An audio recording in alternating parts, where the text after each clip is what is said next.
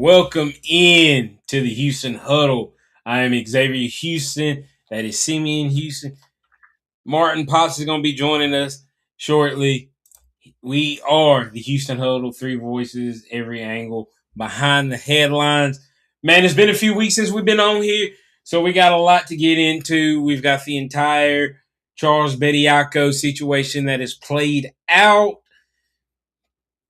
He will not be playing tomorrow against the Ole Miss Rebels. How does Nate Oates and his team respond to this? As well as we'll get into a little mock drafts. Where Ty Simpson going to go? Where's Caden Proctor going to go? You know, the guys that are listed as the first round picks, or could this be the first time since the 2008 draft Alabama does not have a single player drafted in the first round? What does that say about the state of the program? What does that say about the guys that Saban was recruiting at the end? What does that say about Kalen DeBoer and their development? There's a lot of questions that could be answered and asked in that scenario, in that situation that we're going to dig into. We're also going to talk just ball, everything that's been going on lately when it comes to Adrian Clem being the O-line coach, dig a little deeper into that. We'll also talk potentially about some recruiting news that has been floating around. Guys coming for A-Day, guys that Bama signed at the end. Really dig deep into those three guys that signed with National Signing Day, late signing day. I don't know what you want to call it these days, but those guys should be celebrated all in of the same. So we'll get into that and more. Once again, this is the Houston Huddle. What's up, Sam? What's up? What's up? Glad to be back. Yeah, good to be back talking some late night ball. Everybody that gets to tune in and listen to us in the morning on the Martin Houston Show, Martin Xavier and Simeon. We appreciate y'all tuning in tonight. And for those who aren't able to listen, we appreciate you all tuning in this evening. This is our podcast. This is what we do that kind of gives us the ability to talk a little deeper in depth for longer periods of time that's not time constrained. So we'll get into that. But Sam, where you want to kick it off with tonight? Yeah, let's go ahead and talk about Alabama hoops. With Charles Bediako being deemed ineligible. I mean, we hit it a good bit on the radio show this morning, but honestly, I was shocked that they ended up denying his preliminary injunction. And so, what does that mean for the basketball team? I feel like Aiden Sherrill has to step up again. I feel like with Bediako on the team, we're actually being able to see him strive and play a more natural position of the face up big that can shoot the three. But he's gonna have to go back into the paint and uh, help a already struggling Alabama team with boards, and so that's my biggest concern. And then got some news about Keaton Bristow, number 10. He hadn't played in A few weeks. several. I mean, yeah, several weeks, and apparently his camp is flirting with a medical red shirt, a red shirt, or whatever possibility. So we don't know if he's even going to be able to come back this season at all. So coming down the stretch, this is not the news that us Alabama fans were looking for, but it is something that Coach Oates and staff are going to have to adjust. Yeah, definitely. And it's Aiden Sherrill having to play a bigger role inside now. It's getting something out of Noah Williamson. What's the issue with Bristow? Getting something out of Taylor Bowen inside. Amari Allen has done a great job. He leads the team in rebounds. He's played himself into first round talks in mock drafts. So he's been good, but he can't. I mean, well, maybe he could be the inside enforcer to a certain degree, but that's a lot to ask for a guy that you want to be able to be a wing defender as well because of his versatility. Here's my opinions on the Charles Bediako thing, though. I myself hate that he's the poster kid for it, and he's viewed that way. But I'm kind of glad it happened. And let me explain why I'm glad it happens. To all you Bama fans, before y'all jump down my throat, there has to be a precedent set. We have to get back to some level of normalcy within college sports. And maybe this is the first step. We talk about Trinidad Chambers, a quarterback from Ole Miss, getting denied. You got the quarterback Joey Aguilar up at Tennessee putting in his TRO to get uh, an eighth year, seventh year if you want to call, because playing JUCO ball they pretty much canceled the 2020 season because of COVID.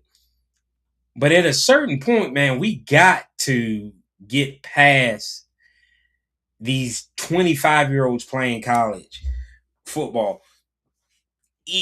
I'm sorry if your body breaks down on you, your body breaks down on you, and that's unfortunate because you hear that happening to a lot of guys. But there's a linebacker at Miami that's going into his eighth year.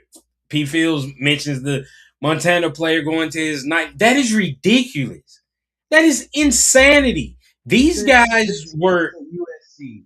He spent 6 years at USC. I mean, think about it. So that means what? 20, 26, 25, 24, 23, 22, 21, 20, 19, 18. He's been playing college football since 2018. We got He's 26 guys. in a month. Trevor Lawrence was a Same class freshman. as Micah Parsons, who's getting ready to enter his 6th year in the NFL. And this is the guy you came in with. You came in with guys like Trevor Lawrence and Micah Parsons, guys like that. Jalen Waddle. Those are your contemporaries. We got to do better. We got to we got to figure out a way that removes old men from playing college sports. We have to. Yeah, We have and to. see, the thing about it is NIL has only made this worse in my Yes. opinion, because now these guys are making more money than they would in the G League. Charles Bediako, I'm not saying that's the only reason why he came back, but you can that was a reason. James Nanji, and the list goes on about those guys that are wanting more money. I mean, and that's just what it is. But also, these guys are so much older than the average 18-year-old. I mean, I understand Ryan Williams just turned 19. I think it was yesterday or the day before. Mm-hmm. Just think about those guys lining up on the same field. Ryan is 19 years old in his third year. That guy's in his ninth year at 26. Right. That doesn't make sense. This is not the It's NFL stupid. where you can play for 15 years and you're 15 years older than the rookie. No, I mean, this is college is 5 years. You should 5 years to Right. play for, or and or Jacob whatever it and is. Jacob Powell said, "How are they allowing him to get that many years?" Some guy to me it doesn't make sense because when I was coming through, I remember hearing, and at the age of going to college and things, you heard of guys getting a sixth year. Yeah, You know, you redshirted, you played your redshirt freshman year, redshirt sophomore year, redshirt junior year, you blow your knee out, tear your ACL, you miss your redshirt junior year, you come back, you play it next year, and then you got to apply, and you might have gotten a sixth year, and a lot of those guys were denied. But now we're doubling up. At 20, my baby sister, your older sister, is going to be 26 years old this year. She has gone to college, graduated, got 2 degrees. went and got her master's, has been out another year working. And this is a guy that's going into his ninth year that graduated high school a year before she did. The guy in Miami graduated high school the same year as she did. Joey Aguilar, same year that she did. It doesn't make sense that you're seeing guys get as many years as they're getting. And getting back to the point of Charles Bediako made a decision to come, and it's not fair. It is absolutely not fair that if you don't take the option, you get the option to come back. But it doesn't make sense to continue to allow you to do this the way that they've been doing it. 6 Yeah, years. I'll give you one extra year.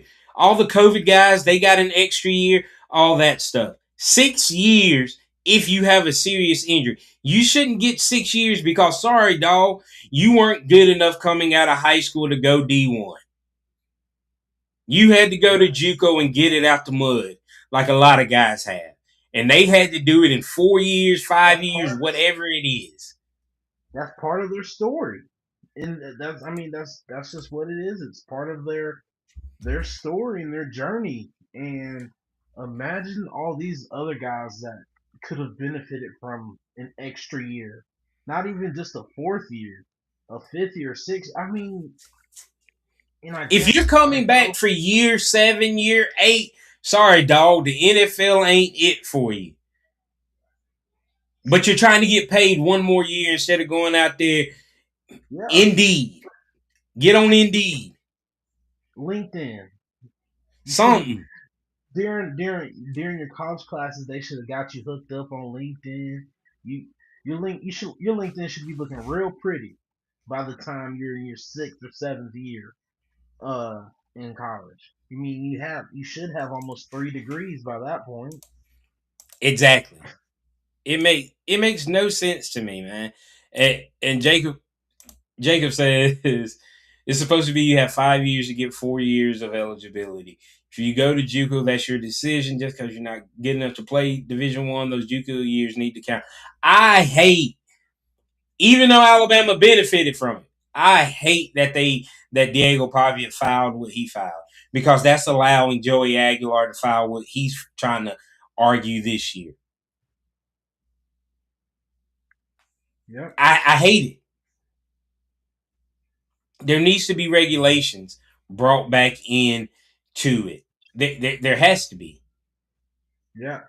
If there's not if there's not any regulations brought back into it, there will be this will be a continuing thing forever. And I don't know if the NCAA has enough power with the way it's set up right now to make this change. Because in every situation, there are so many different. It's Variables. never consistent. It's never consistent. Even with this Bediako situation, hadn't been consistent. And I hate No. it for Bediako because it would have benefited Alabama. But in every other, there's gonna be guys who try it again and again and again and again, and eventually one or two of them are probably going to get approved because of whatever reason they give the NCAA. And I feel like at this point It, the NCAA needs to. I don't. I have no idea how to four, get this thing. 4 and 5. You know what? Bump it. Make it 5 for 5. You can play 5 years, Yeah. and just call it a day. You get 5 years for football. You get three. You know you can't go into after 3 years post high school, and then you get two more opportunities after that. Call it a day. At this But there's point, no let reason them. why guys that Let them. Go ahead. there's no reason a guy that was in college when you see guys like Ryan Williams who was 11 Yeah. or Xavier Crowell who was 6 are still playing. Yeah. I get they came out a year early, but Ryan would still be a sophomore in college if he didn't come out early. Right. Hey, the What's up? OG What's has up? joined. What's up? Hey, What's up? What's up? we've been getting into the Charles Bediako thing and just kind of Cutting up a expounding little. on that. How you're seeing other athletes get approved, and then like kind of talking more about the football side of things, where you're seeing guys getting 7, 8, 9 years to play. We're talking about the guy that Simeon showed us earlier from Montana, how he was in Solomon Tuli Pupu is in his going into his ninth year. He was in college playing when a year before Morgan graduated. Well, they don't know who Morgan is, but they know who Well, I Brown we is. said earlier. I wasn't even driving when he his freshman year. Yeah. I mean, what was it? The Armand Brown, or whatever, Saint Brown. Uh, they came out the same year, and that guy's been in the Trevor pros. Lawrence, Micah Parson. These are the guys that his last name is spelled Tuliapupu.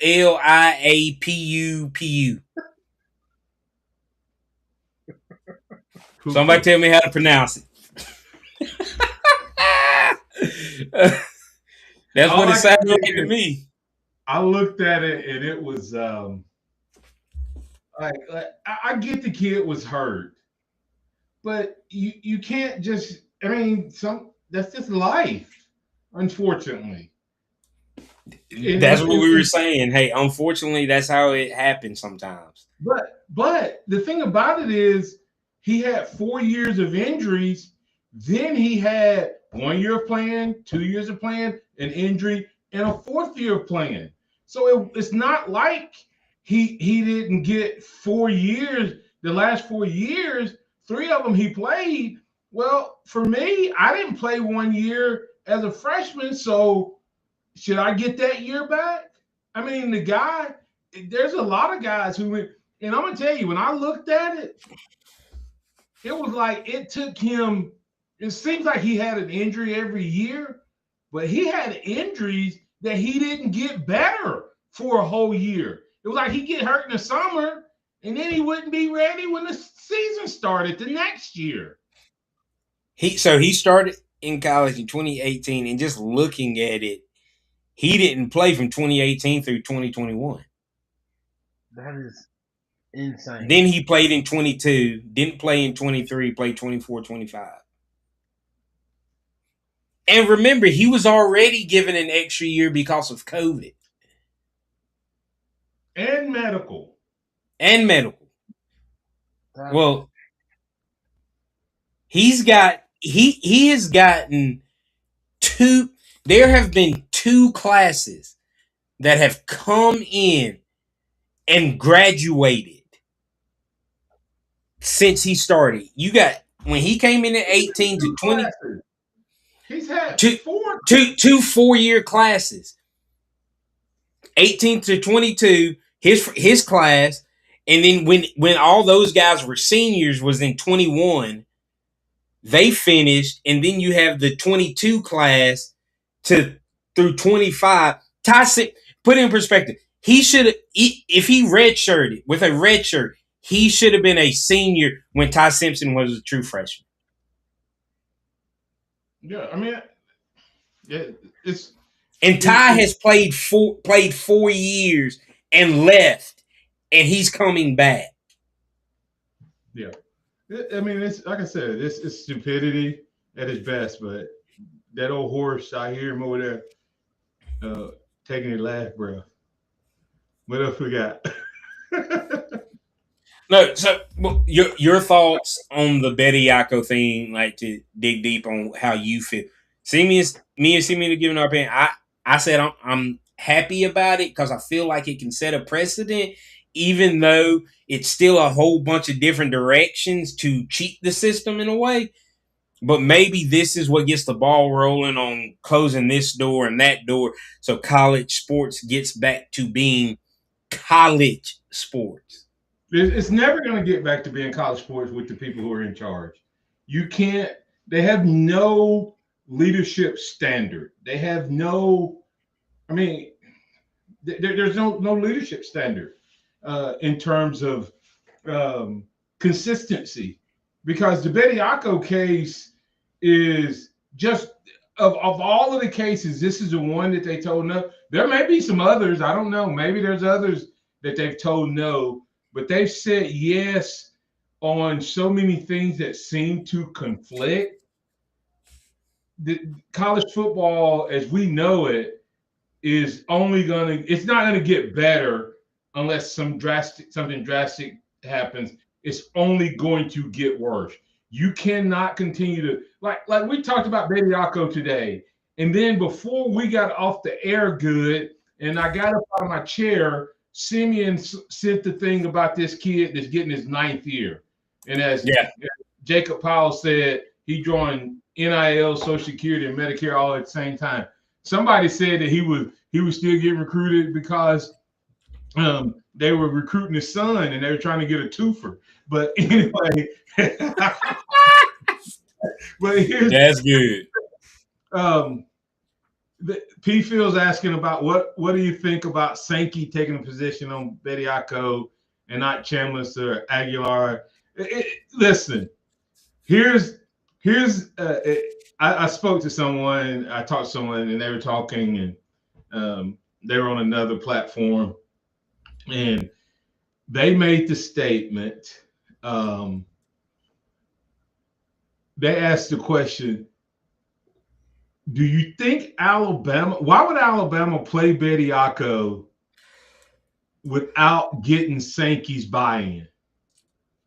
Like, do any of us think that the University of Alabama did this renegade? Like, did the University of Alabama say, screw SEC office, we're not going to ask him anything, and we're just going to play him? Or do you think they asked him? Which one do you think? Do you think Greg Sankey was asked before this ever happened, or Alabama went it renegade? I don't Oh, think it he was knew. renegade. I don't know if they asked Knowing anything. and asking is two different. I'm saying, do you think they asked him? Oh, asked? Asked? I don't know. Did he know already? Absolutely. So they asked him. They didn't do this without asking him. Okay. What did he say? Because I've heard people bring it. I haven't seen what he said. He didn't really say anything. So by not saying anything, he was saying yes, but keeping himself what? Out of it. CYA. All right. Now, Jacob, you're wrong. They asked him because he had 3 weeks to write that letter. 3 weeks. Let that sink in. 3 weeks, right? Yeah. How many games? He played in 5 games. So he played in 4 games. Before You watch one of your schools play a player against your other schools 4 games, and you didn't say anything, and you disagreed with it. Let that sink in. Yeah. They didn't ask you, so they disrespect. If you're saying they didn't ask, you're saying they disrespected him, disregarded him, and dissed him, right? They did it all. If they didn't ask, if they ask, did you tell them no? And they played him anyway? And it took you 3 weeks to sign an affidavit? Or did you not say anything or approve it, knowing that it was going to happen, And then did you get wind that it may get ruled against, and you wanted to be on the record that you were against it?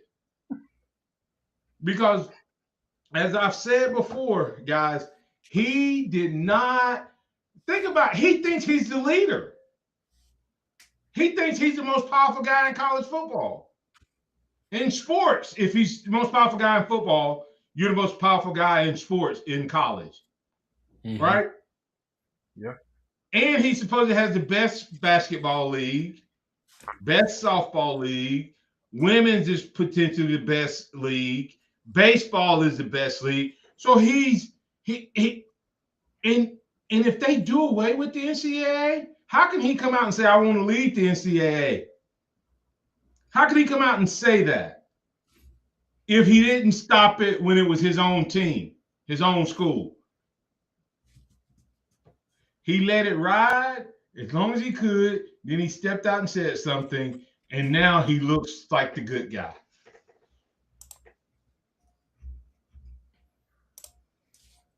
P. Phil said it. If Sankey's positioned himself for a larger role in college football, he had to take a stand. Yeah. So maybe he did. He didn't have to take a stand. He had to take that stand. Yeah. Because if he had been okay, come out as okay with it, they would say, oh, it's because he wants the SEC to have an unfair advantage, and you can't move up that way. Or you don't care about college sports. Yeah. I mean, you just can't, if that's okay. My thoughts on it, I don't know that I ever gave my thoughts completely on it. My thoughts are simply this. I didn't want Bediako to play, but I also didn't want the other 100 guys to play. Okay? That's my preference. But you've already set the precedent that you're letting professional athletes play. So why are you so adamant against this one guy? And the only thing that makes sense is he came to college and left. He came to college and left, and so he forfeited his eligibility. But I can forego my college career and spend how long? How long? And what if the NBA doesn't require a two-way contract? What if a guy gets to the NBA and they don't have to sign a contract? Can that guy come back after, he might not be good enough in the pros at 32, but he may be able to come back and get him 4 or 5 more years, in college, if he never played college. And as far as the European League, I don't guess it matters how long you play, since that's not a professional league. That's my problem with it, is that they pick and choose him to make a stance. And nothing. Did you see Bucky McMillan talking about the tournament committee will consider Charles Bediako? Did you see that? He said, you hope it's got to be, how do they make it right for us? Bucky McMillan, who is Texas A&M's head coach, was asked about it, seeing how we just beat them. And he said, ask if the tournament committee would take that into effect. Well, he's ineligible now. He goes, you hope it's got to be. How do they make it right for us? I don't know how that's made right for us. The whole time, Texas A&M is playing a guy who was ruled ineligible by the NCAA and is only playing because he has a TRO. Agent. Number 12, the older guy that was at USC. Yeah. And that's what bothers me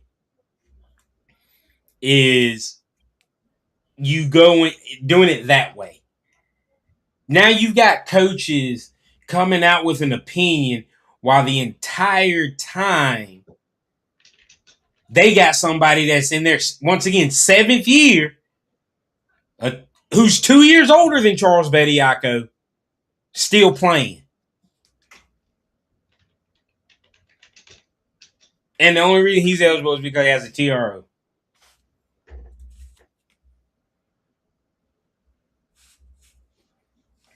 Look at Yeah. No, I mean, I just think with Bediako just being the scapegoat for this, it leaves an unfair precedent. Like I said, there's so many other guys that have been either G League or want to be or have even played overseas for multiple years, and they've come back and now they're eligible, but Bediako isn't. And like like this comment here, it says now you're gonna have college is just going to be the G League slash NBA reject program. I mean that's what it's gonna end up being because you're gonna have guys that are gonna go straight to the G League, see if they can make it to the NBA, and as soon as they realize they can't, you're just the average freshman in college ball now is going to be 20, 21, maybe even 22. And so I feel like it's just going to be the brand new like G League. That is so bad. We just hearing that, and the thing is, you're not wrong.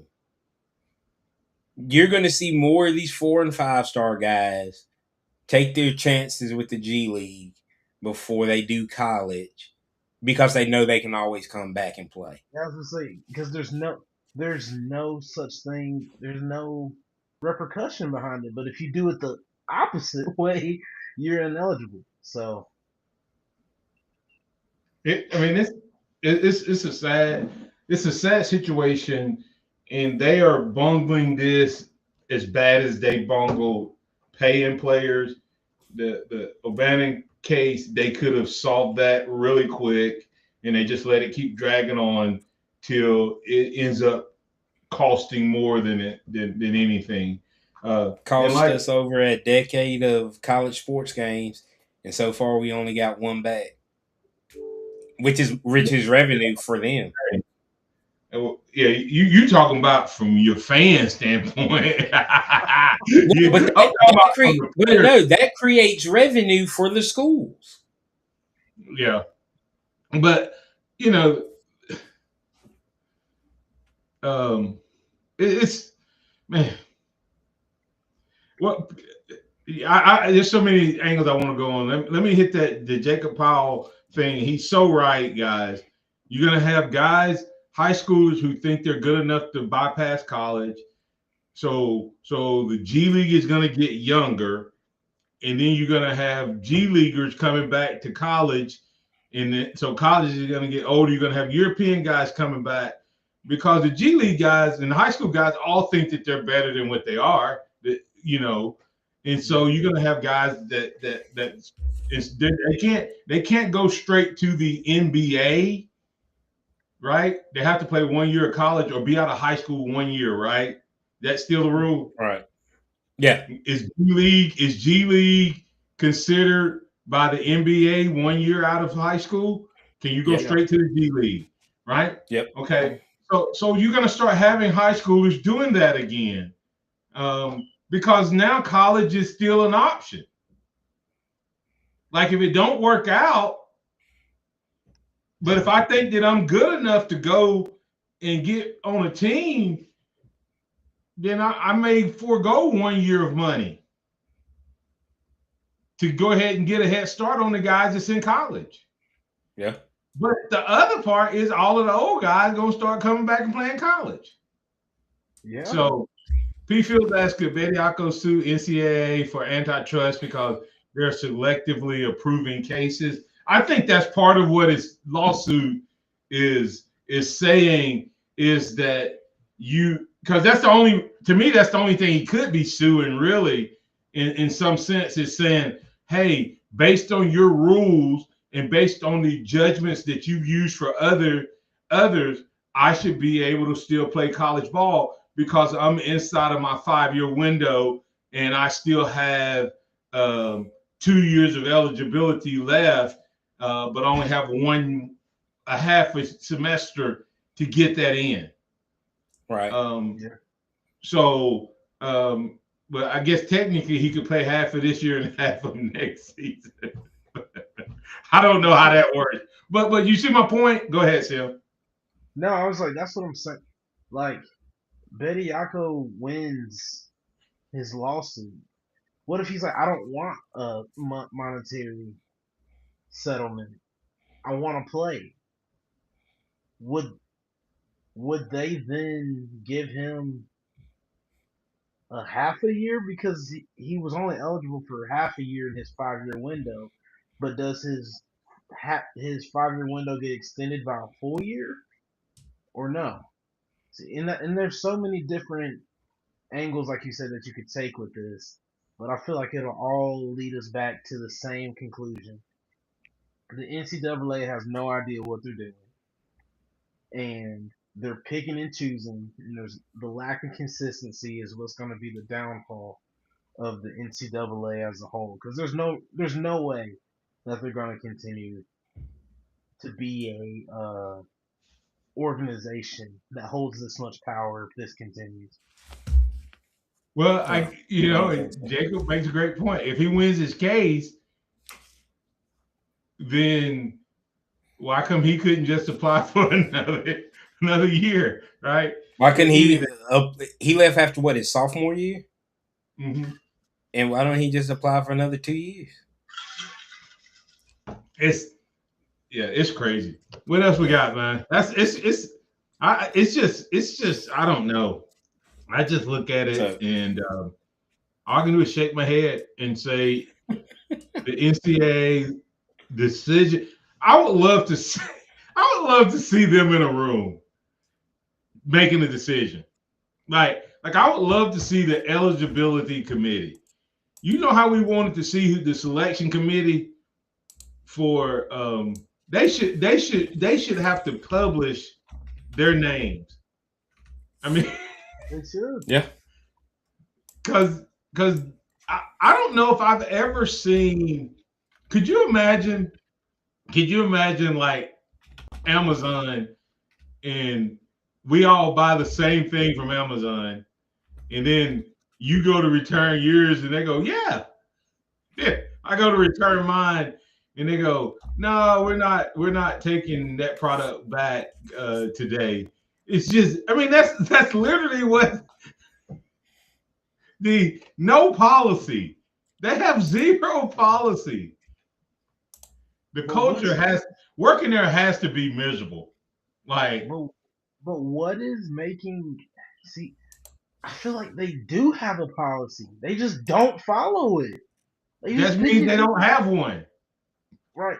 Yeah, yeah. You're they and I think that is the craziest thing is that you see they have the rule is supposedly 5 years to play for. Well, we got guys playing 9 years, so that's not applicable. Xavier, what's that? this is the Rayshon Agee thing. I just wanted to pull up because of Bucky McMillan's words, and it says 2 days after the Texas State court enjoined the 5-year eligibility window in Lewis Moore's case, another Texas State court did the same today. Was Texas A&M's Rayshon Agee. He played 3 seasons of D1 and 1 of JUCO.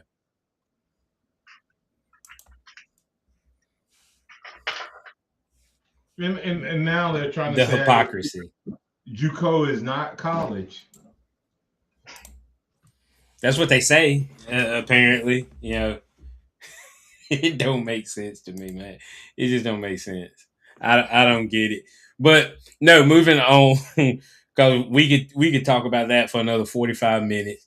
Um, we were going to talk about Adrian Clem and actually go in depth on what we think he can bring to this Alabama football offensive line room, because I think this year we felt like it was some of the guys that we had in the room. Some of them were overhyped.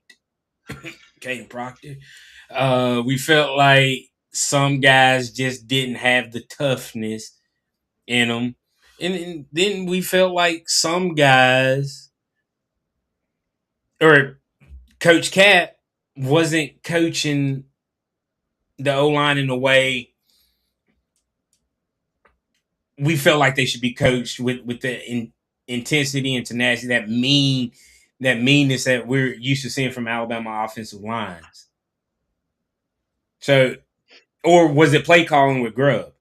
Because the run game was better in 2024 than it was in 2025, or could it be some combination of all three? And what does Adrian Clem bring that could change that? From what I've seen from Coach Clem and what other coaches have said about him, is that he brings a lot of intensity. And I feel like, especially with Coach Shepard leaving, because it felt like he might have been the culture guy, the culture builder, coach for Coach DeVore, and so having somebody to replace him in that is crucial. But also, I mean, if you compare his offensive line coaching resume to Coach Cap's offensive line resume, I don't know why we were surprised that Coach Cap was bad. I'm not trying to be funny. If you go like I looked at it and I was like, this guy, his team, his offensive line has given up 20, 25 sacks a season Every year. on the regular. Why did we? Shame on us as Alabama fans for expecting something different. Because it was, because, but if you look at Coach Clem, he's had several seasons giving up less than 10 sacks. And so, Yeah. just based off of that, if you get Coach Clem's average versus Coach Cap's average, you're going to see a much improved offensive line going forward. Yeah, yeah, and I Xavier think we're said he's gonna. got a cool leg tattoo as well. Yeah, yeah, no, but I think when you look at him, see, I mean, you point out because our problem was our run game, right? That's what we've complained about. Mm-hmm. But the what's going on, My man? bad. My bad. That's The my fault. the but the biggest thing I think you have to look at is what are we going to lead with? What are we going to do? What are we going to be? We're going to still be a pass first team, right? Mm-hmm. So I know you see me. You were only hitting the um, the passing numbers that he had, but just think if we're able to keep more drives alive because we're not getting sacked or we're starting off in better position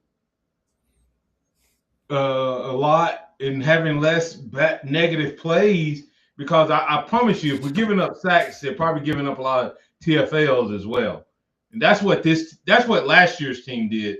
We had a lot of plays where it was a pass play and we were negative or Ty didn't get the ball off because the number of sacks. So that hurt a lot of drives. And we had a lot of TFLs, or it felt like we did. I don't know the actual stat. And to me, that becomes the problem, Simeon, Xavier, because if you're able to keep drives alive, think about how often in the first half we have long drives. Okay. And that's where we would usually have a couple of decent runs. Then Mm-hmm. in the second half, we wouldn't have any drives because they figured out what we were doing in the first half. Now we're getting sacked. Now we can't run the ball. and you don't get as many plays. So you don't have as many opportunities to even run the ball. So I do think that's important. But what does he bring in terms of the run game? Because I think our O line this last year. List out. Let me ask you this way. List out the guys you say if you could bring back some guys. If you were fixing this line, if you were fixing the offensive line, name the guys you would bring back to play for Alabama. That's played at Alabama, All and then time. we need to see if we have any of those guys in on the roster now. T Landon Book, Dickerson. Landon Dickerson, Latham. Hold on, Sammy. That's your Okay. top three? Uh, Or you just I would named say it? Wait. Hold on, I, I'm, hold oh on. no, I'm just naming. Well, If I'm, you need you to want name my your top top. three, Name your top guys. We're gonna Chance build. Womack, DJ Fluker, and Landon Dickerson. Because I can make that the right side of my O line. I would say Landon Dickerson, Fluker, and Latham. I mean, any Booker, Tyler Booker. And then if I had to add two more guys to that in the Who you gonna Saban add? era, I'm adding Booker to my list, and I'm probably going to go left tackle. Oh, I didn't say Tayshaun Robinson. I didn't say Saban era. But I'm thinking current recent names. So my left to right would be Cam Robinson, Tyler Booker, Landon Dickerson in the middle, big Chance Warmack and DJ Fluker. And what about you, Sammy? That's yeah. I mean, you should be able to run the ball. I don't know if you can pass block. My, May not have to. I would still have. I would Landon Dickerson, Fluker. Gosh, I don't know. I would still have a uber athletic guy. So I don't know. That's why I went with I, Cam and T Book on my left. yeah, yeah. I'll just co-sign what yours is. Right. Yeah, that would be a fun exercise. I know I just dropped that on you. Chris Samuels would probably be the first tackle, but that was not the Saban era, so we could move him. But a guy you guys not remembering because he was Shula recruited him, and I don't Evan think people Mathis or realize. Justin Smiley. No, Andre Smith. Everybody forgets about that big No, nasty dude out of Birmingham. he was an animal. I He mean, was an but animal. here's the thing. Look at the guys we chose. I don't care which one. Like, just look at the guys we chose. If you're going back, of course you throw John Hannah in there. Oh yeah, if you go all time, it's Chris Samuels, it's John Hanna, it's it's guys like that, that Y'all know who name not missed. Dwight Stevenson, guys like that. There's some. Nobody said Barrett Jones, and I'm not trying to be funny. Barrett Jones wouldn't make mine, but he's the most decorated lineman, but he wouldn't be in my list. He's the most versatile. He'd be a great He'd swing be the lineman. guy. Now he give you depth in every position. Yeah, because he could play them all. But I don't think I think he would even fit this era more than he did he was in. the era he was in, right? Because he was intelligent. He was a lot of good things. But back to my point. If I say John Hannah, Andre Smith, Chris Samuels, pulling the old guys, then getting to the new guys, Cam, right? Cam Robinson, Quanjo. Don't forget Quanjo. I mean, we forget. Yeah, You forget about him. But Leatherwood was too. huh? I mean, Evan Neal in Leatherwood. college, Alex Leatherwood in college, Jedrick Wills. Mm, Evan Neal was good in college.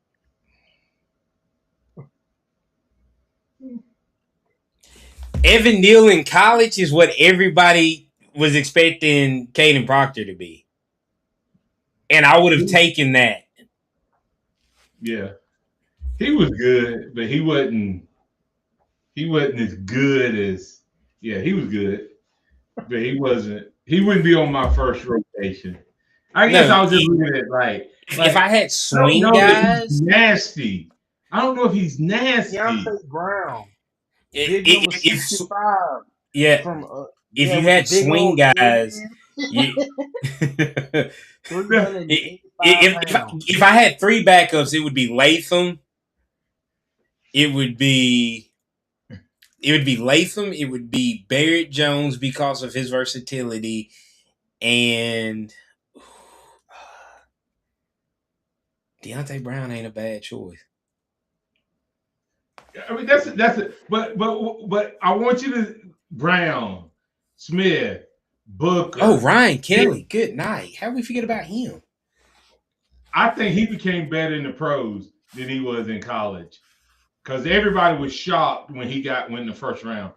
He was the first draft. He was the first pick of that first rounder that draft. I think I he think was he was good. the only first rounder of that draft. Yeah. So, but what I guess what I'm saying is, look at all those guys. What do they all have in common?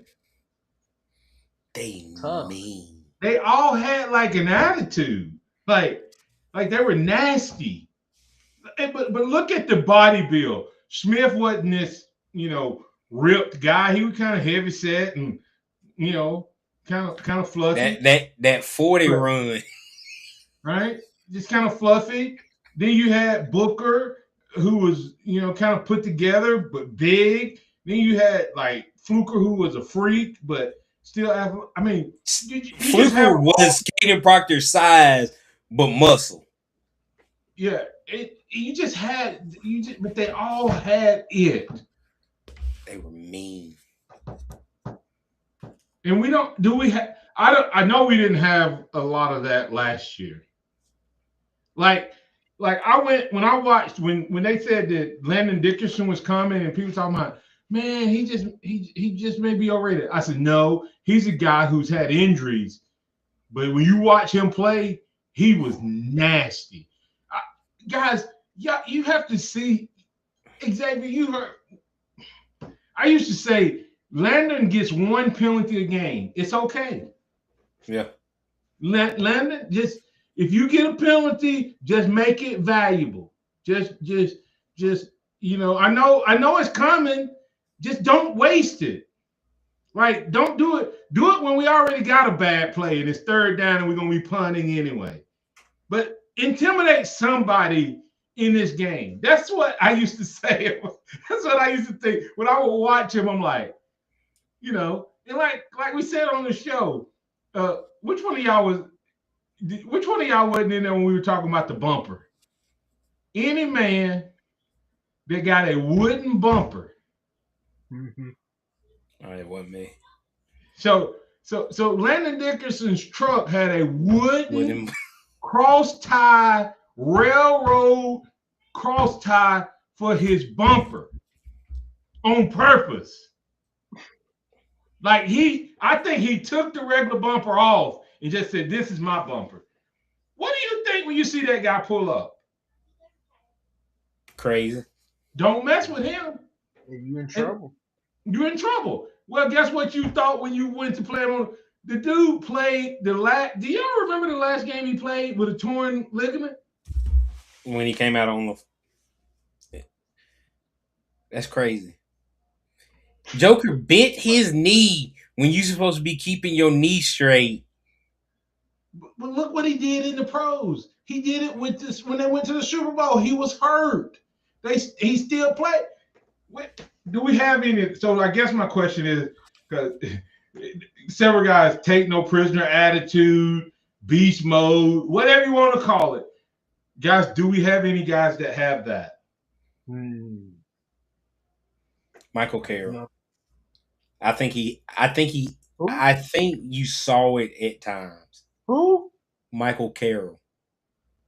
Man, I guess I Cricket. said. I said if beast, anybody is Michael Carroll. the beast mode standard has been lowered. See, I watched Xavier. I watched that boy play for a whole year. Not one time did I think, "Ooh, man, he's nasty." I thought he was good. I thought he was athletic. I, Simeon. He. I didn't say he was I the don't know. best, y'all. I'm gonna have to push back on you on that one because, like you said, Michael Carroll was good. He wasn't. I mean, if you talking about someone that got some dog in him, I don't know about that. I mean, he was a freshman. He was quick and athletic. He hustled a little bit, So, but he so wasn't gonna get a penalty because he was blocking too hard. the year before, it was Jaden Roberts, Mm-hmm. and we didn't have it And this Booker. It was and Booker and Roberts. We didn't have that this year. 2023. So You had JC and Booker. yeah, JC was slipping sometimes too, though. yeah, he wasn't always. JC, He wasn't he always, but you could see him turn it on. the last play of his collegiate career against Michigan, it Hey, He threw a lookout. He threw a lookout. He Jalen, thought he thought it was going the other way. they, hey. nobody blocked that play. Jaden I, Roberts didn't block, and nobody, neither did. nobody. Everybody said, Look out!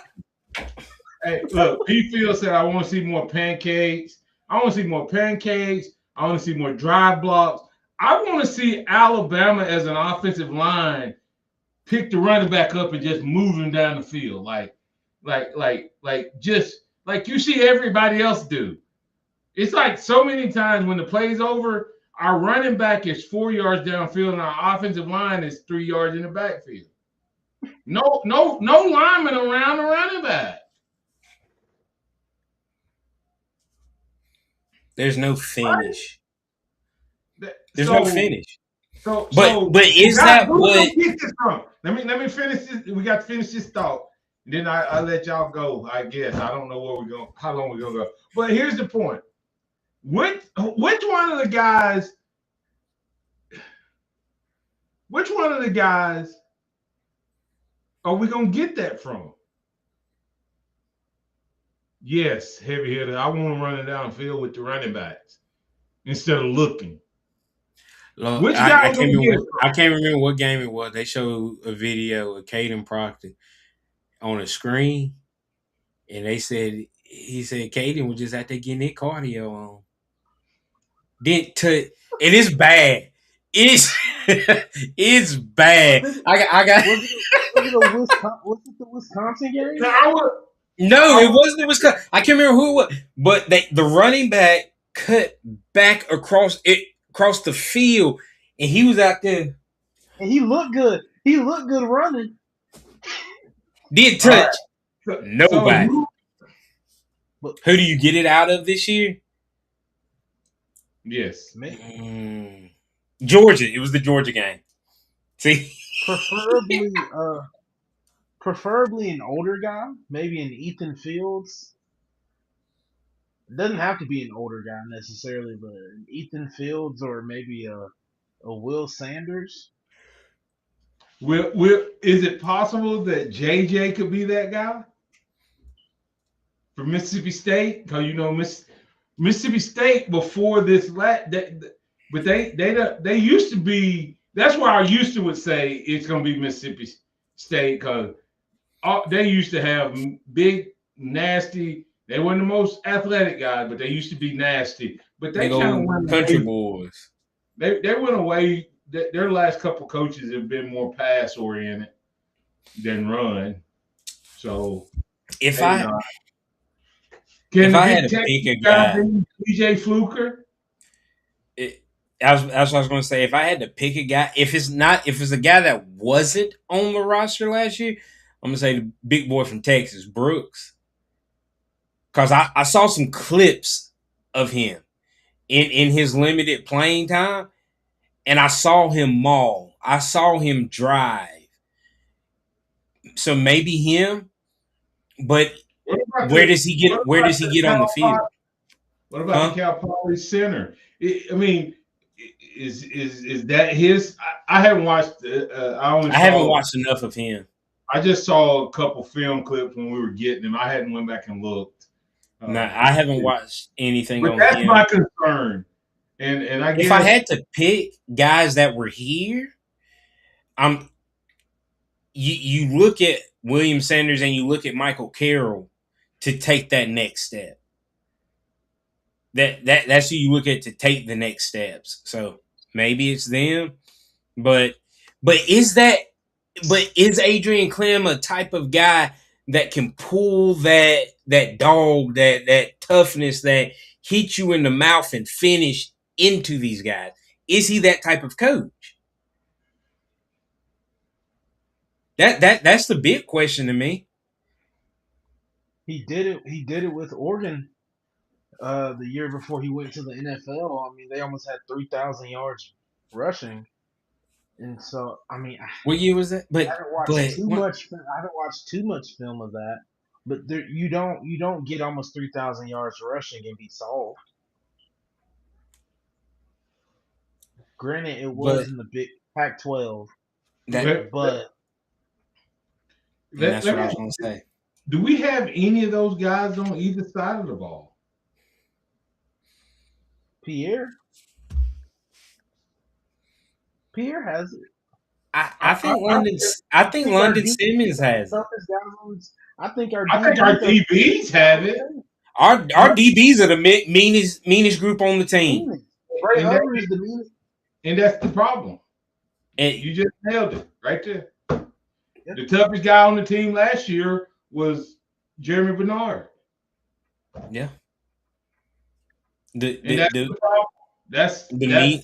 God, that's so bad. That's Yeah. that's so the bad. problem. Like you have to have some people that just ugly. I mean, you know, I know they had to gain convicts and criminals when they had Miami and Notre Notre Dame, but Dame. we're not advocating for any convicts or anything. But Hey, you know, if there, they had there a was little an brush, if they had a little brush and they worked through it, there, there was an era of Alabama now they football, now they serving Jesus. It's okay if they had a little brush in their past. right? Y'all know what I'm talking And about. we we had an era of Alabama football up under Nick Saban from I want to say about 2011 through 2016, 2017, where you saw a whole bunch of dudes. They used to go post up at the gas station in front of they Chargers, Reuben Foster. Reuben Foster, Watch out now. Ronnie Harrison, Deontay Thompson, Okay, Rashawn Evans. That hey, I mean, we Yeah. we had them boy Eddie Jackson. It, we done got a this little light skin. I think that's what we're missing. Like you have to have Ed some Stinson, you John have to Allen. have you have to have some people with an edge. Now, do it now, Simi. I said Deron Payne. Ashawn Robinson. I had a Ashawn Robinson was bald at 18. Yeah, and looked it. Ashawn had looked 45 for 15 years. He hadn't aged. but, He hadn't but aged one bit. They say black don't crack. so He has not aged. Jacob Powell said we need to bring the longest yard to life. If y'all know what the youngest yard is, Yeah. the movie. Yeah. So but then you had that in the running back room. You had it. You had it Tillman. everywhere. I I I mean, think you you look at the need. wide I think you receivers, need a dog. DeAndre White and cats like that. I, Marquise Mays. I think you need to get. I think you need to have dogs at every level, and we struggling to find. But you all your I dogs want can't. that All your dogs can't. You know, wear skinny jeans. All your dogs paint can't their wear. fingernails. No, I'm not even worried about fingernails. They can't wear skinny jeans. They can't wear. They can't just be wearing skinny jeans. They need to be. We need to get rid of the Their TikTokers. most comfortable outfit needs to be. You need some guys with attitudes. Their most comfortable outfit is a pair of jogging pants and slip-ons because they have a And hard old time dogs, lacing. tank They have a tops. hard time lacing up their shoes. You need some of them dudes to be dogs, Simeon. You, you need some dudes that don't really know how to tie their shoes. Is that what you just said? No, I said them that have a hard time getting down to tie their Oh, shoe. You know what I'm talking about. Hey, They need we need they need some to slip on. we need some third Saturday in October Newport smokers. You've never seen that picture of Reuben Foster? Reuben, everybody got their celebration cigars, and Reuben Foster got a Newport. Hey, see, that's why I miss special teams. I know we're all over the place. I got to get ready to go. But let this. That's why that's why I miss special teams, man. Because you could see the next dude. You could see him coming. Like we knew we couldn't wait for the next linebacker to come because we would see them killing people on special teams. You know, that's why we're sitting here right now, and I know we've been having fun, guys, but I'm serious about that. We don't have like if we were to list out, we have guys that's as talented, like and what's his name, Strayhorn. Yeah, Caden Strayhorn. He looks like he could be Tyler Booker, or he looks like he could be one of those guys. Because I think you need to be able to have. I think your jersey needs to struggle to get over the front sometimes. You know, where you know It's if you our roll your jersey up, it just roll up and stop about right there. It don't stay down here. Y'all know what I'm talking about. I oh yeah. agree. I agree. Let's see what Jacob said. We need to get all our guys the high pads that come up to their helmets to at least make them look mean. Hmm.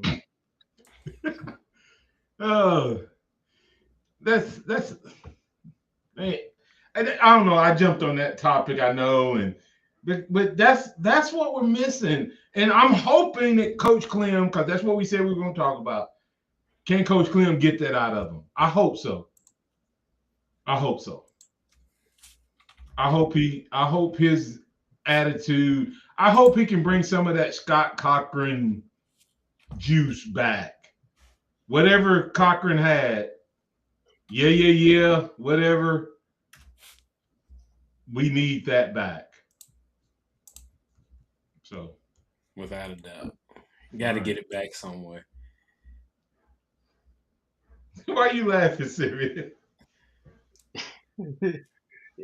The thing is that like what you said might be funny and stuff, but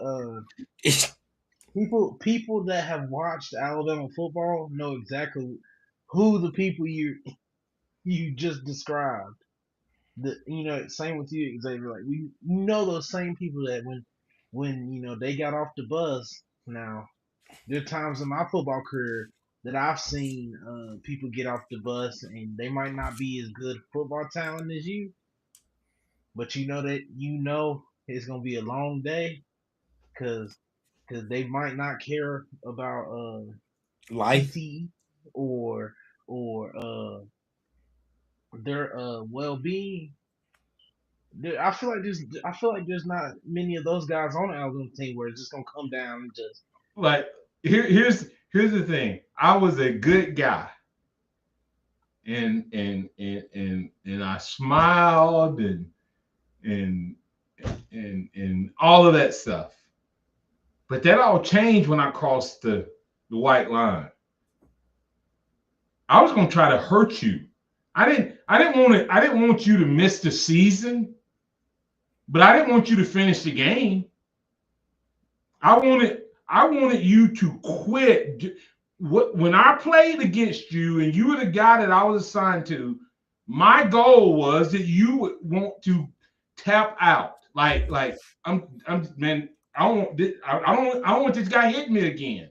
I don't want to tackle him. I don't want him blocking me. I don't want him putting his hands on me. Coach, I'm done. ooh, And so I'm not saying you can't have a high character team and a good culture, but you have to have some guys that either that's just who they are. They walking that edge. They walking that edge, and football you is the have to only you thing have to keeping um you have to have guys, and I'm not being arrogant about myself, but like I said, that know how to flip the switch when they get on the field and flip it with a nastiness, like make people don't want to play them. Or you have to have guys that need a curfew, and maybe even a cop that sits outside their door when you travel. hmm, So, I mean, This is a picture I'm talking about. It's kind of hard to see it, but if you look at Ruben, everybody else got cigars. does he have money in his mouth? Oh Lord. Yep. Yeah, this is what we need back right here. that's it right there. That's the game. Ruben Foster, That's Ronnie Harris, the three guys I named. that's it. So anyway, guys, I had to get ready to get out of here. Wow. Yeah, no, it's been fun talking. Real quick. One last topic. We'll be quick. Does anybody? Is this the first year since 2008 nobody from Alabama goes in the first round? And we'll dig deeper in this on the next time. There's really only two names that are getting hinted at this point, and it's Caden Proctor and it's Ty Simpson. Some mock drafts have both of them. Some mock drafts only have Caden. Some mock drafts don't have either one. I think just because quarterbacks are such a hard thing to hit on, in Alabama's recent success in the league, of course, Tua kind of fell off, had a great year and fell off this year. But then you have Jalen, you have Mac played really good in his limited. Matt's gonna be just like what's his name that won the Super Bowl. He's gonna be the same way. He's on what, his second or third team? Third team. But when he came in, I mean, they were great. I think they'd probably be better with Matt if he had the whole year. But that's a sidebar. I think Ty goes for sure. I don't know, but I think Ty goes. Just because of being a quarterback. Yeah.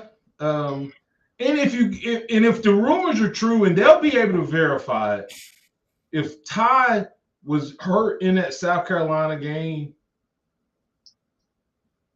and what he did before that, man, that was first round play. That was Heisman Trophy play. Right. So what about Caden? Because here's the crazy part. Guess who I saw him mock to in one recently? I think he's going in the first round. I mean, but guess where he was mocked to and what position? At guard, probably. Or to right tackle, no, it was at guard to Seattle. The Chiefs, Philly. Philly. I mean, I would see him beating out Steen. Yeah, I think if you were to put him in an offense where you ask him to go straight ahead and not back up, and when he backs up, he only has to back up a little bit, and he has a guard to his, a tackle to his left and a center to his right. I think he'll be dominant. I think he'll be better in the pros than he was, you know. So yeah, And the question about Ty's been everywhere from 3 to 4 to 5. I think Chambliss hurts Ty. yeah. Uh, I've seen him as high as 2. I've seen him as low. I haven't seen him lower than 4 anywhere. yeah, so I think he's going in the first round. But I also think, like I said, what's your thoughts? I think Proctor goes as well. Yeah, I I think Ty will end up in the first round, like you said, strictly because it's a quarterback driven league. But I would like to see him go to a team that he doesn't have to play right away. I've seen him, to the Rams late in the first round. I feel like the Rams that would be a good spot, just so he doesn't have to play immediately. But Xavier said in the pre-show said he was mocked to the Jets. At 16. Yeah. And he, no I good. think I think the Rams would be an awesome place for him to land, and I think what's his name would actually make would Mentor. coming with him coming back. Of course, they draft the Georgia quarterback? No, it's Stetson Bennett still there. Yeah, Yeah. I don't know who the other backup is. There'll be He's probably in his last year of his rookie contract. I think there'll be 4 or 5 quarterbacks probably taken in the first round. That's what Really?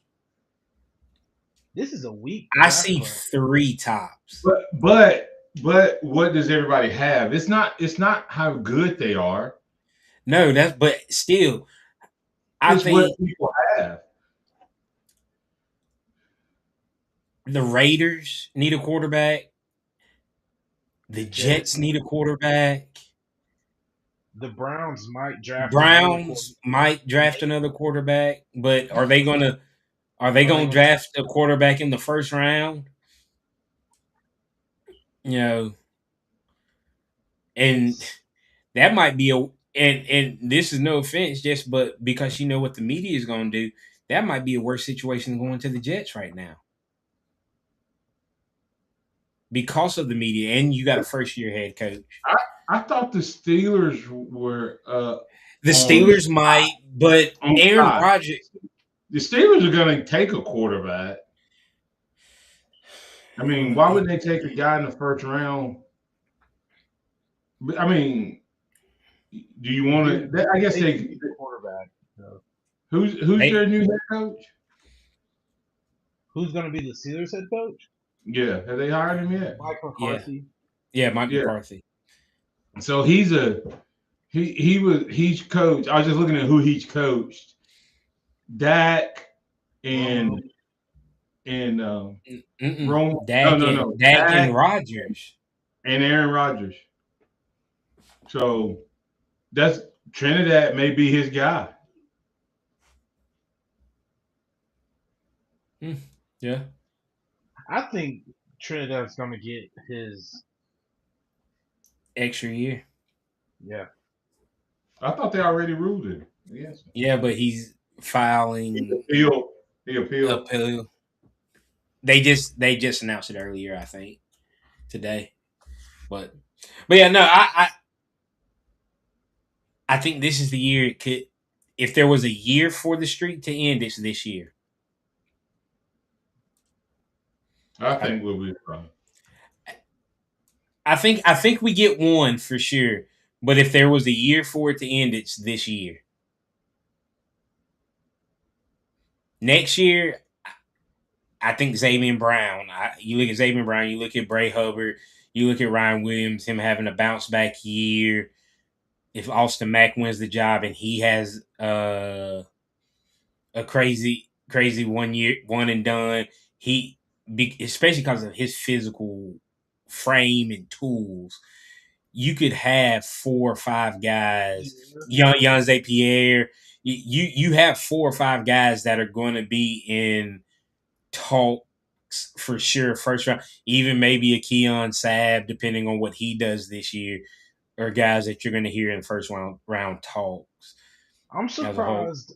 I know we need to wrap up, but I'm surprised Bernard isn't looked at more in the first round. I know he's Well, it's probably because high this class second. is so deep. Yeah, I He know he's get probably high second though. he's been getting mocked early second. I saw 1 or 2 throw him in at the back end of the but they had a run on wide receivers in at the beginning. It was Tyson, it was Lemon, it was Tate, and I can't remember the other guy. He was the 5th wide receiver taken in the first round. But he's gonna play for 10 years. 15 years in the Yeah. in the pros. Yeah, but hey, we got back in the saddle. And Yep.